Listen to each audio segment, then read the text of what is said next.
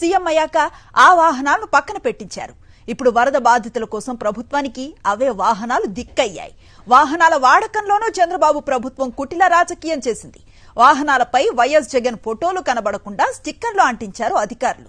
నిన్నటి వరకు వాలంటీర్లను పక్కన పెట్టిన చంద్రబాబు నేడు వరద సహాయక చర్యల కోసం వాలంటీర్ల సాయం చేయాలని పిలుపునిచ్చారు. ఆహార సరఫరా కోసం ఎండియు వాహనాల వాడకం, వైఎస్ జగన్ ముందు చూపు కార్యక్రమాలే చంద్రబాబుకు దిక్కయ్యాయని స్థానికులు అంటున్నారు.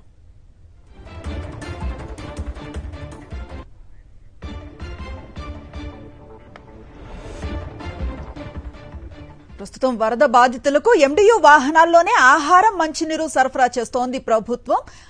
దానికి సంబంధించిన పూర్తి సమాచారాన్ని మా కరెస్పాండెంట్ రవీందర్ అందిస్తారు. రవీందర్, చూస్తూ ఉన్నాం, చివరికి ఈ వాహనాలే ఇలాంటి క్లిష్ట పరిస్థితుల్లో వారికి ఆధారమయ్యాయిగా కనిపిస్తోంది. ఎట్లా చూడొచ్చు?